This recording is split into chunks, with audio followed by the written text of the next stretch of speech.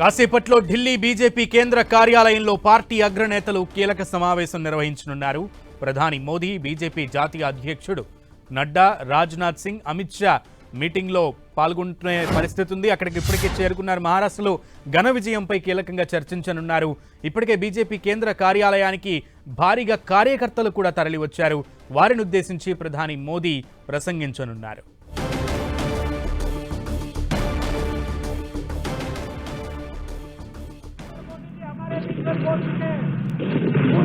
द्वारा उनका अभिनंदन हो रहा है, उनका स्वागत हो रहा है। आप इस तालियों के साथ हमारे बड़े नेता ఢిల్లీ బీజేపీ కేంద్ర కార్యాలయానికి ప్రధాని మోదీ చేరుకున్న దృశ్యాలు మనం టీవీ స్క్రీన్ మీద చూస్తున్నాం. మహారాష్ట్రలో ఘన విజయానికి సంబంధించి ప్రధాని మోదీ కీలకంగా ప్రధాన నేతలందరితో కూడా చర్చించేటువంటి అవకాశం ఉంది. బీజేపీ కేంద్ర కార్యాలయానికి ఇప్పటికే భారీగా కార్యకర్తలు కూడా తరలివచ్చి విజయోత్సవ సంబరాలు జరుపుకుంటున్నటువంటి పరిస్థితి ఉంది. ఈ నేపథ్యంలో బీజేపీ కేంద్ర కార్యాలయానికి ప్రధాని మోదీ వచ్చారు. బీజేపీ అగ్రనేతలందరూ కూడా కేంద్ర కార్యాలయానికి వచ్చారు. జాతీయ అధ్యక్షుడు నడ్డా, రాజ్నాథ్ సింగ్, అమిత్ షా కూడా ఈ మీటింగ్లో పాల్గొంటున్నారు. ఈ మహారాష్ట్రలో జరిగినటువంటి ఎలక్షన్స్ రిజల్ట్స్ వచ్చిన విధానానికి సంబంధించి, ప్రజలిచ్చిన తీర్పుకు సంబంధించి హర్షం వ్యక్తం చేస్తూ ఈ మీటింగ్లో కీలకంగా చర్చించే అవకాశం ఉంది. ముఖ్యంగా వారిచ్చినటువంటి హామీలను నెరవేరుస్తామని ఇప్పటికే ఎన్డీఏ కూటమి నేతలు ప్రకటించిన నేపథ్యంలో వాటి గురించి కూడా క్లియర్గా చర్చ జరిగేటువంటి అవకాశం ఉంది. ముఖ్యంగా ఢిల్లీ బీజేపీ కేంద్ర కార్యాలయంలో వాతావరణం అంతా కూడా సంబరాలు జరుగుతున్నటువంటి పరిస్థితి ఉంది. మనం స్క్రీన్ మీద చూస్తున్నాం. మోదీ అక్కడికి చేరుకున్నారు. మోదీ కార్యకర్తలందరూ కూడా అభివాదం చేస్తున్నటువంటి పరిస్థితి కూడా మనం చూస్తున్నాం స్క్రీన్ మీద. కాసేపట్లో ముఖ్యమైన మీటింగ్ జరగబోతోంది కార్యాలయంలో.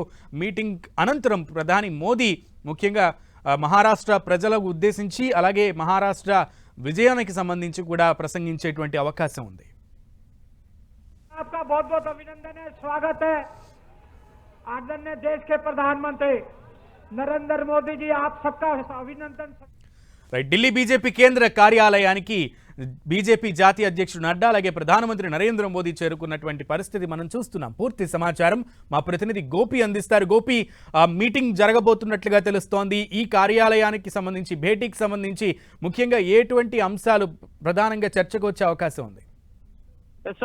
మహారాష్ట్ర, జార్ఖండ్ సహా వివిధ రాష్ట్రాల్లో ఉప ఎన్నికలకు సంబంధించి అంశం పైన ప్రధానంగా బీజేపీ, మహాయుతి కూటమి, అలాగే ఎన్డీఏ ఒక మంచి పర్ఫార్మెన్స్ ని ఈ రోజు ఎన్నికల ఫలితాల్లో కనబరచడం జరిగింది. ఈ నేపథ్యంలోనే ఒక విజయోత్సవ ర్యాలీ ప్రస్తుతం బీజేపీ కేంద్ర కార్యాలయంలో జరుగుతుంది. ప్రధాని మోడీకి జేపీ నడ్డా, బీజేపీ జాతీయ అధ్యక్షుడు ఆహ్వానం పలకడం జరిగింది. ఒక ఘన స్వాగతాన్ని ప్రధాని మోడీకి బీజేపీ కార్యకర్తలంతా కూడా బీజేపీ కేంద్ర కార్యాలయంలో ఇవ్వడం జరిగింది. విదేశీ పర్యటన ముగించుకుని భారత్ వచ్చిన తర్వాత ఈ ఎన్నికల ఫలితాలతో ముఖ్యంగా బీజేపీలో ఒక మంచి జోష్ అనేది కనిపిస్తోంది. ప్రస్తుతం బీజేపీ కేంద్ర కార్యాలయంలో ప్రధాని మోడీ, అలాగే అమిత్ షా, జేపీ నడ్డా ఈ ఎన్నికల ఫలితాలకు సంబంధించి విజయోత్సవ ర్యాలీలో బీజేపీ కార్యకర్తలను ఉద్దేశించి ప్రసంగించడం జరుగుతుంది. మహారాష్ట్రలో మహాయుతి కూటమి ఏ విధంగా విజయం సాధించడం జరిగింది, అలాగే బీజేపీ ప్రజల ఆకాంక్షలను ఏ విధంగా నెరవేర్చబోతోంది, ఎన్నికల ఫలితాల్లో ముఖ్యంగా ప్రజలు ఏ విధంగా బీజేపీకి, ఎన్డీఏకి పట్టం కట్టారు. కేవలం ఇటు మహారాష్ట్రలోనే కాదు, ఇటు ఉత్తరప్రదేశ్ లో జరిగిన అసెంబ్లీ ఉప ఎన్నికల ఫలితాల్లో కూడా 9 స్థానాలకు గాను 7 స్థానాల్లో బీజేపీ, ఎన్డీఏ కూటమి విజయం సాధించడం జరిగింది. అలాగే ఉత్తరాఖండ్ లో, ఇటు మరికొన్ని రాష్ట్రాల్లో కూడా బీజేపీ మెజార్టీ స్థానాలు 48 అసెంబ్లీ స్థానాలకు సంబంధించి ఉప ఎన్నికలు జరిగితే 22 స్థానాల వరకు కూడా ఎన్డీఏ భాగస్వామ్య పక్షాలు విజయం సాధించడం జరిగింది. ఈ అంశానికి సంబంధించి ఈ ఎన్నికల ఫలితాలపైన కార్యకర్తలను ఉద్దేశించి ప్రధాని మోడీ ప్రసంగించబోతున్నారు. కాంగ్రెస్, అలాగే ఎన్సీపీ, శరద్ పవార్, అలాగే శివసేన, ఉద్ధవ్ ఠాక్రే వర్గాన్ని ప్రజలు తిరస్కరించడానికి సంబంధించి కూడా కొన్ని విమర్శలు ప్రధాని మోడీ చేసే అవకాశం కనిపిస్తోంది. అలాగే మహారాష్ట్ర ముఖ్యమంత్రి ఎవరు అన్నదానికి సంబంధించి బీజేపీ పార్లమెంటరీ బోర్డు సమావేశంలో నిర్ణయం జరుగుతుంది. ఎన్నికల ఫలితాలపైన బీజేపీ పార్లమెంటరీ బోర్డు ఈ రోజు రాత్రికి నిర్ణయం తీసుకుంటారా, లేక రేపు బీజేపీ పార్లమెంటరీ బోర్డు సమావేశం నిర్వహిస్తారా అనేది స్పష్టత రావాల్సి ఉంది. పార్లమెంటరీ బోర్డులో ముఖ్యంగా ఎవరు మహారాష్ట్ర ముఖ్యమంత్రిగా ఉండాలి, ఎవరు డిప్యూటీ సీఎంస్ గా ఉండాలనేది బీజేపీ జాతీయ నాయకత్వమే నిర్ణయించబోతుంది. ఎందుకంటే సింగిల్ లార్జెస్ట్ పార్టీగా మహారాష్ట్రలో బీజేపీ 149 స్థానాల్లో పోటీ చేస్తే 135 స్థానాల్లో ముందంజలో కొనసాగుతున్న పరిస్థితి ఉంది. సో ఖచ్చితంగా సింగిల్ లార్జెస్ట్ పార్టీగా ఇటు దేవేంద్ర ఫడ్నవీస్ ముఖ్యమంత్రి కావాలని చెప్పి అక్కడ కార్యకర్తలంతా కూడా కోరుతున్న పరిస్థితి. మరోపక్క అజిత్ పవార్ వర్గం కానీ ఇటు ఏక్నాథ్ షిండే వర్గం కానీ తమ వర్గం నుంచి ముఖ్యమంత్రి ఉండాలన్న డిమాండ్ వారు వినిపిస్తున్నారు. సో కూటమిగానే అక్కడ ప్రభుత్వం ఏర్పడబోతోంది. సో కలిసే మేము ప్రభుత్వాన్ని ఏర్పాటు చేస్తాం, ముఖ్యమంత్రి విషయంలో ఎవరికి ఎటువంటి వివాదాలు విభేదాలు లేవని చెప్పి ఫడ్నవీస్ స్పందించడం జరిగింది. సో జాతీయ నాయకత్వం నిర్ణయం తీసుకోబోతుంది కాబట్టి సో జాతీయ నాయకత్వం ఎటువంటి నిర్ణయం తీసుకుంటుందన్న ఉత్కంఠ ప్రస్తుతం కొనసాగుతోంది. ప్రస్తుతం బీజేపీ కేంద్ర కార్యాలయంలో ఇటు నేతలంతా కూడా ఈ వేడుకకు సంబంధించి విజయోత్సవ ర్యాలీకి సంబంధించి ప్రస్తుతం ప్రధాని మోడీ ఎటువంటి సందేశాన్ని ఇస్తారని చెప్పి అంత ఆసక్తిగా ఎదురు చూస్తున్న పరిస్థితి ఉంది. పూర్తిగా ఈ రోజు రాత్రికే ముఖ్యంగా మహారాష్ట్రకు సంబంధించి ప్రభుత్వ ఏర్పాటుకు సంబంధించిన అబ్జర్వర్లను ఇటు బీజేపీ పార్లమెంటరీ బోర్డు నియమిస్తుందా, లేక రేపు ఈ అంశానికి సంబంధించి మరోసారి పార్లమెంటరీ బోర్డు సమావేశం, ఎందుకంటే నవంబర్ 26వ తేదీలోపు అక్కడ నూతన ప్రభుత్వం ఏర్పడాల్సి ఉంది.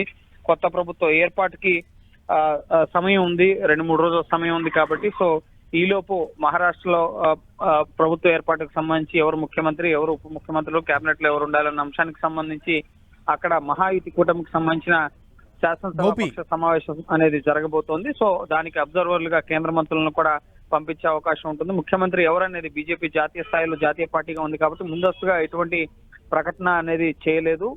ఒక చర్చ అనేది ఏంటంటే ఏక్నాథ్ షిండే ఇటు ముఖ్యమంత్రిగా కొనసాగుతారన్న ప్రచారం అయితే జరిగింది. ఇదైతే రేపు మహారాష్ట్రలో పార్టీల శాసనసభ పక్షాల సమావేశం అనేది ఉంది. శాసనసభ పక్ష నేతలను ఆయా పార్టీలు ఎన్నుకోబోతున్నాయి. ఇటు బీజేపీ కానీ, అలాగే ఏక్నాథ్ షిండే శివసేన కానీ, అలాగే ఎన్సీపీ ఇటు అజిత్ పవార్ వర్గానికి సంబంధించి కానీ ఆ పార్టీల శాసనసభ పక్ష సమావేశాలు ఉండబోతున్నాయి. తాజ్ హోటల్లో షిండే వర్గం రేపు ఉదయం సమావేశం కాబోతోంది. అలాగే రేపు ఉదయం 10 గంటలకి కాంగ్రెస్ శాసనసభ పక్ష సమావేశం కూడా ఉంది. 11 గంటలకి ఇండి కూటమి సమావేశం కూడా ఉంది. సో రేపు కీలక సమావేశాలు అనేవి మహారాష్ట్రలో జరగబోతున్నాయి.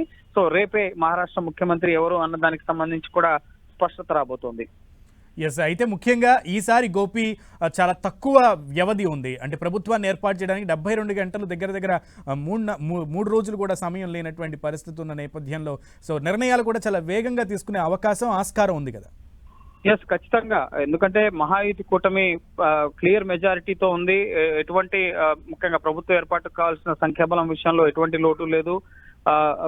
ప్రస్తుతం మోడీకి సన్మాన కార్యక్రమం అనేది బీజేపీ కేంద్ర కార్యాలయంలో జరుగుతుంది.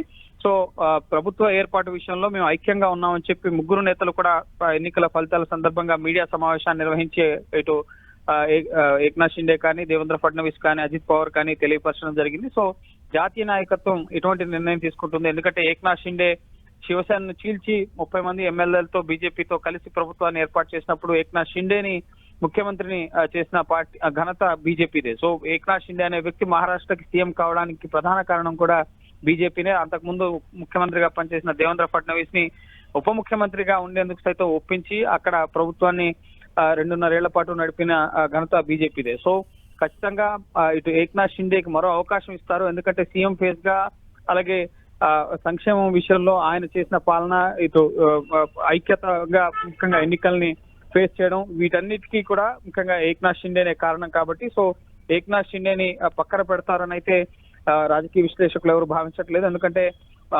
ఏక్నాథ్ షిండేని కాదని కనుక ప్రభుత్వాన్ని ఏర్పాటు చేసి ఇటు బీజేపీయే ముఖ్యమంత్రి అలాగే మిగతా పదవులు తీసుకున్నట్లయితే కనుక ఇటు ఎన్నికల కోసం ఏక్నాథ్ షిండే శివసేనను వాడుకున్నారన్న అపవాదు సైతం బీజేపీ మూటకట్టుకునే అవకాశం ఉంటుంది కాబట్టి సో ఖచ్చితంగా సముచిత ప్రాధాన్యత ఇచ్చే అవకాశం ఉంటుంది. సో దానికి గాను ముఖ్యంగా ఏక్నాథ్ షిండేని మరోసారి సీఎం చేస్తారా, లేక పవర్ షేరింగ్ లో భాగంగా 2 ఏళ్లు ఇటు దేవేంద్ర ఫడ్నవీస్ లేదా 2 ఏళ్లు ఇటు ఏక్నాథ్ షిండే అలాగే 1 ఏడాది అజిత్ పవార్ కి అవకాశం ఇస్తారా, లేక ఒక సీఎం 2 డిప్యూటీ సీఎంలు ప్రస్తుతం ఏ విధంగా అయితే ఏక్నాథ్ షిండే సీఎం గా ఉండి డిప్యూటీ సీఎం గా దేవేంద్ర ఫడ్నవీస్ ఉన్నారు, అలాగే అజిత్ పవార్ డిప్యూటీ సీఎం గా ఉన్నారు. సో ఆ ఫార్ములాని కొనసాగిస్తారా, ఏం జరగబోతుందన్న ఉత్కంఠ అయితే కొనసాగుతుంది. సో రేపు బీజేపీ అలాగే కాంగ్రెస్ ఇతర ఏక్నాథ్ షిండే శివసేన పార్టీల శాసనసభ పక్ష సమావేశాలు జరగబోతున్నాయి. అండ్ రేపే మహారాష్ట్ర ముఖ్యమంత్రి ఎవరు అన్న దానికి సంబంధించి కూడా స్పష్టత రాబోతుంది. Okay Gopi, keep updating as we'll come back to you. Modi ప్రసంగం ఏం చేస్తారనేది కూడా ఉత్కంఠగా ఉంది. Thank you.